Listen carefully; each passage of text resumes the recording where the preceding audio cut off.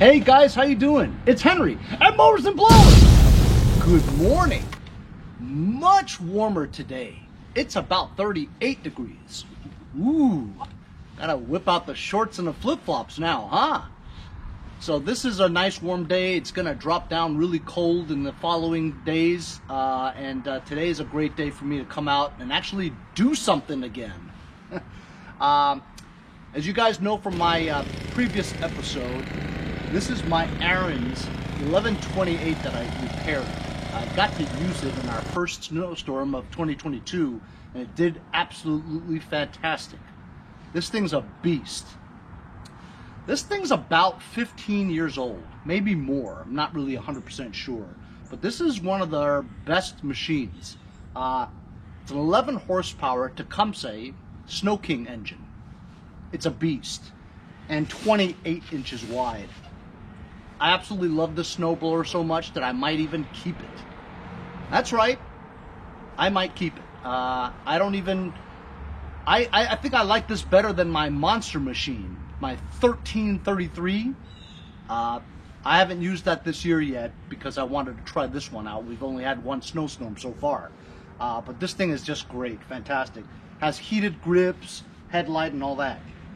Anyway, yesterday, my neighbor on that side of the block, her name's Dawn. I've worked on her Turo recycler a few times, and well, anyway, they had some trouble with their snowblower this year, and this is theirs. So this here is a newer model, Ariens Deluxe 24. It's a 24-inch wide snowblower compared to the 28. So this has 4 more inches of width, so you can make maybe one less pass. Comes with the snow shovel, and as you can see, the chute is very similar to the older one. It's a good design, so they didn't really change it, you know. The engine, however, is very different. This is an LCT engine, I believe, made for Ariens. They don't put any marketing on here. Ariens wants to show people that they can make their own engines, but in reality, the experts know they didn't make this engine. The Chinese did. It's a Chinese clone engine, basically. But LCT is if it is an LCT, I'm not 100% sure, but LCT is liquid combustion technology, I believe. Anyway, they bought the assets of Tecumseh when they went out of business in the mid-2000s. So, I guess you can call this a new Tecumseh if you want, but honestly, I don't really believe so. This is a new Chinese type starter. You can see these starters on most Chinese engines, like Powermores and LCTs, Longsins, all that. This starter here has a cover so that no debris goes into the area where you plug in your cord. Small gas tank. It claims 12.5 foot-pounds of torque. All right, and you want to equate that to horsepower if you want. It's close, but not exactly. So it's about 11 or 12 horsepower, which is exactly what this is. This is an 11 horsepower Snow King. This gas tank is much bigger than that one. Also, the starter is this one right over here with a fuel shutoff above it. Here is the input for your electric cord. The knobs here, this is very difficult to work on. Just to get to the carburetor, you got to take apart all the metal cowling and stuff. It's a pain in the butt. Here we have your run and start, which is basically your choke open and closed, right? And here is your throttle, I believe, the engine speed. So you have dual mechanisms on one switch or lever, if you will. So you're going to have a lot of problems when you have multiple functions on one switch, you know, lots of complicated wiring or knobs that's in here. So if this goes bad, you're in a world of hurt because this controls two things, you know, the choke flap as well as the throttle connected to the governor.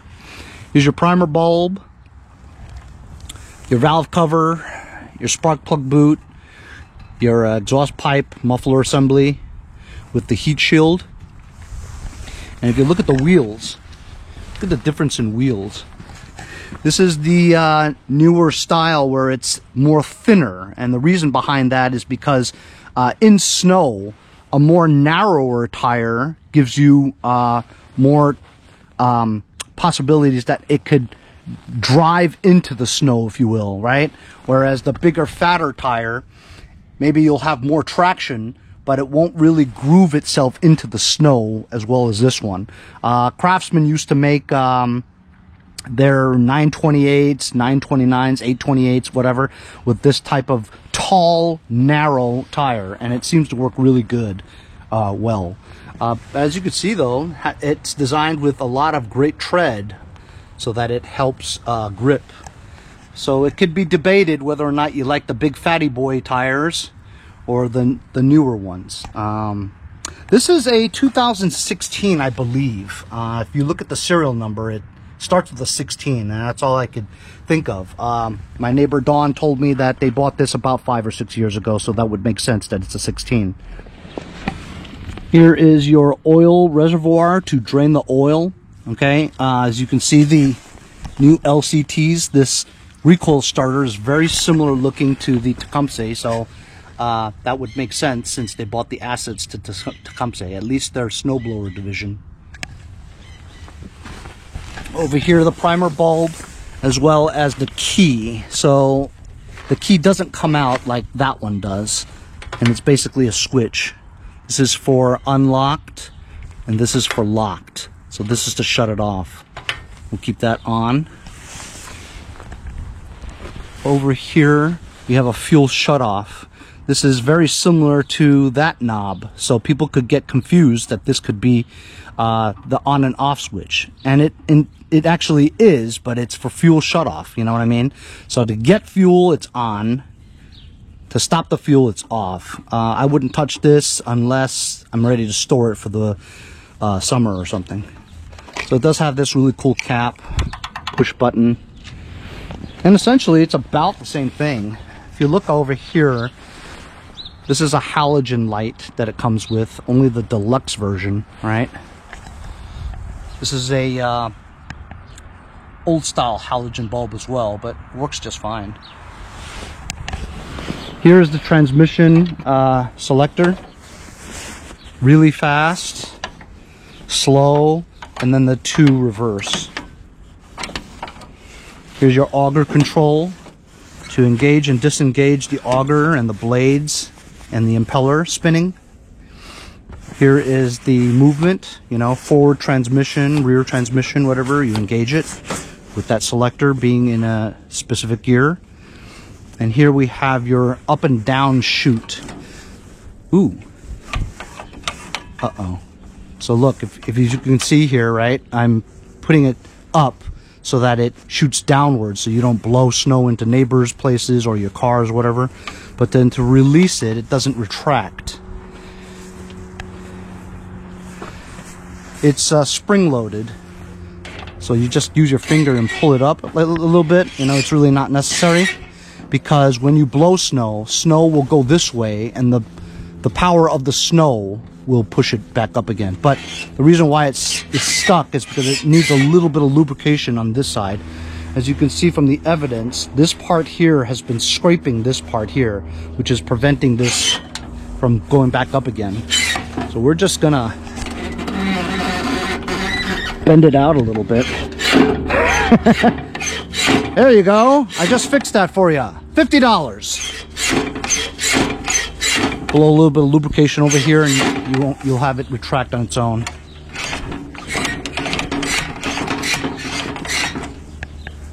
That was a fast fix, huh? Coming to my older one, as you can see from the auger blades, right? They have serrated design over here on each blade, and the serrated kind allows it to get through hardened snow or ice a little bit easier than if this was just smooth and round like most snowblowers. So the serrated edges are very useful, you know, almost like a chainsaw design where it really grinds through things. Also, if you look at the impeller, right, the impeller blades are kind of grooved upwards, almost like a bucket. So look at it as 4 spoons scooping snow to shoot outwards to the chute. So that's a very good design as well, you know, because most snowblowers don't have that grooved up edge there, right there, if you know what I'm talking about. How it's designed to curve upwards like a bucket, you know, like a scoop.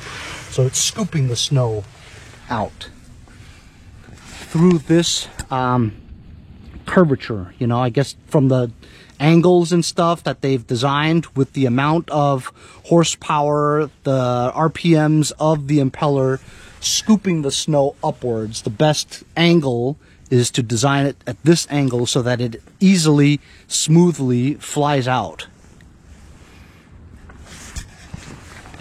Looking at the newer one, it still has the same serrated edges, but I almost feel that this is smoother than the older one. Like I can run my hands over it like that and it's smooth, right?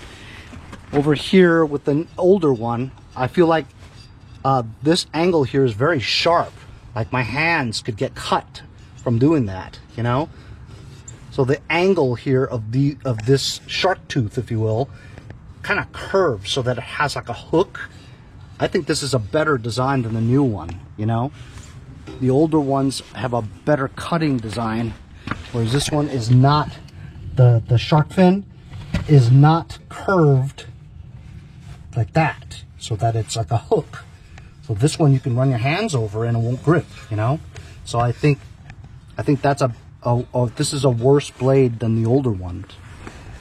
And as you can see, with the newer ones, they went to 3 blades as opposed to 4, but the whole blade itself looks like it's a scoop. That's a good design, that it looks like a scoop. You guys know what I mean by a scoop, you know? It looks like 3 scoops where you can scoop the snow. But there's only 3 blades. And the older one has 4. So I guess it compensates for, the scoop design compensates for the extra blade that it lost. So that's interesting, that I didn't notice until I started doing this, you know? As you can see from the snowshoes, they're identical. Well, they haven't changed that snowshoe design in a long time. Even the middle gearbox looks the same.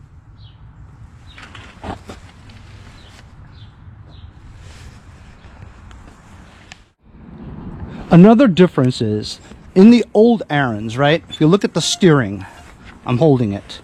If you wanted to turn it, it'll move a little bit, but then the wheels are locked. The differential is locked, so while I'm turning it and dragging it, the wheels don't spin, they don't turn. They don't turn while I'm turning, see? You see this? The wheels are locked, because the differential's locked. With the new one, this has what's called auto turn steering technology, okay? As you can see from me just turning it now, the wheels are independent of each other and they both spin freely. While you hear some clicks, you can turn this very easily. So it has it's not a locked differential. I don't know exactly how the auto turn works, but I heard that that can cause problems. And I think this could be one of the reasons why this machine is here, is that it has transmission problems. Another difference in this model is that while I know that Ariens does make heated grips for this model, this one doesn't have it. I've never had a machine that has heated grips. This is the first machine that I've ever had with heated grips. As you can see, there's a switch here for on and off for heat to the grips. And this past snowstorm, I used it for about, I want to say 40 minutes to an hour. And this thing worked so well that I had to remove my gloves and put my bare hands on it because it was so hot. I could feel the heat coming out and through my gloves, believe it or not. And I actually spent half of the time blowing snow with my bare hands because it was so comfortable, you know? So I love the heated grips. And I'm surprised that this is my first snowblower out of hundreds that I've had in my life, that this is the first one I had with heated grips. And another reason why I decided that I probably will keep this for myself. It's me! It's Quinn the Mailman! It must be spring because Henry's outside again. Well, it may as well be spring because it's like 38 degrees. Like I said, we can go topless now. So I'm looking at the old one. The old one starts with an 02. So this is a 2016 and this is a 2002. So we're talking about a difference of 14 years in which these two were produced. So in 14 years, what difference in design is most notable of these two comparisons? Well, I would say it's the impeller, the 3-blade impeller to the 4-blade impeller. Would you rather have 4 blades on the impeller or 3? They're both scooped upwards, right? But each of the impeller blades on here is actually, it seems like it's a big spoon where it scoops the snow even better, you know? But wouldn't it be even better if they did the same scoops with 4 impeller blades? That would be a better idea. Also, a noticeable difference is that the serrated edges on the auger blades here are a lot more jagged and sharp than the newer ones. The newer ones, while they are serrated, there's not really a cutting, gripping type of shape, you know? The chutes are very similar in the way it functions and the way it works.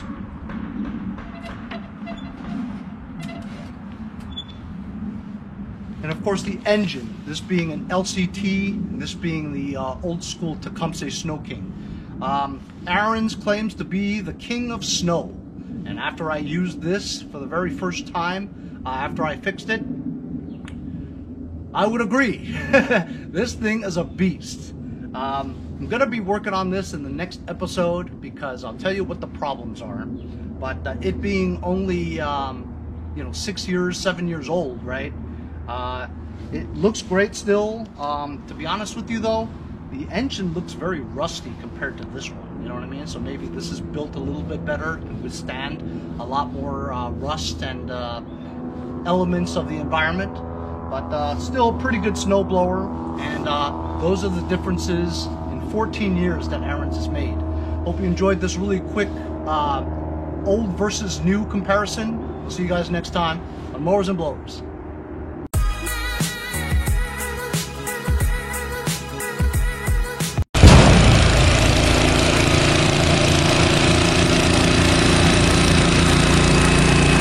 See you guys next time on Mowers and Blowers. Hey, if you guys enjoyed the video, remember to give me a like. Also, comment below. Subscribe. Remember, it doesn't cost anything to subscribe. It's free, right? Also, hit that little bell. That way you'll get post notifications whenever there's a new video, and you won't miss out on any of them. Remember to follow my Instagram and Facebook, as well as, if you'd like to donate $1 or $2, paypal.me/mowersandblowers. Really appreciate all the support. Also, to keep the videos coming every day, support the channel. Bye.